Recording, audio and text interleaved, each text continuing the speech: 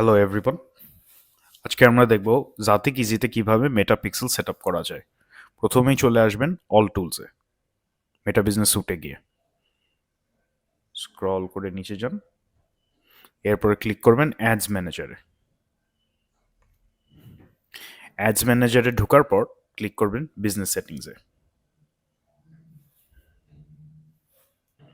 Business সেটিংসে চলে আসার পর আপনারা যা ক্লিক করবেন ডেটা সোর্সেসে।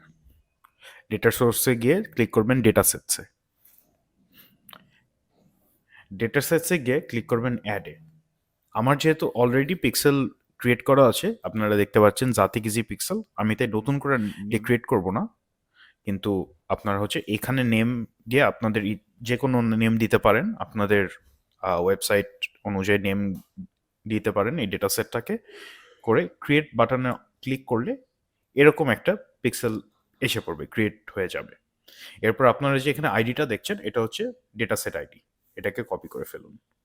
এরপর বাকি কাজটা আমরা জাতিক ইজি ওয়েবসাইটে করব। আপনারা এখন চলে যাবেন আপনাদের জাতিক ইজি ওয়েবসাইটে, সেখানে গিয়ে শপ নেম দিন, আমি এই দিচ্ছি আমারটা চিম ভিলেজ। এরপর সেভ ডোমেনে ক্লিক করুন। ডোমেন আপডেট হয়ে গেলে এখানে এসে পিক্সেল আইডিটা দিবেন এবং সেভ করবেন, সেভ পিক্সেল আইডি। অতঃপর আপনার ফেসবুক পিক্সেল এবার কানেক্টেড হয়ে গিয়েছে এবং সেট আপ সাকসেসফুলি হয়ে গিয়েছে। ইভেন্ট দেখার জন্য যে কাজ করছে না কিনা আপনারা ক্লিক করবেন এরপর ইভেন্টস ম্যানেজারে। এখানে কোনো ইভেন্ট শো করতে প্রায় 4 ঘন্টার মতো সময় লাগবে। এরপর আপনাদের এখানে সব অ্যাক্টিভিটি শো করা শুরু করবে। এরপরে আপনারা এখান থেকে বিভিন্ন অডিয়েন্স ক্রিয়েট করতে পারেন, লুকালাইক অডিয়েন্স ক্রিয়েট করতে পারেন, বিভিন্ন কাস্টম কনভার্সন ক্লিক করতে পারেন, অথবা এইখান থেকে ডিরেক্ট অ্যাক্টিভিটির উপর বেস করে আপনারা অ্যাডও বানাতে পারেন।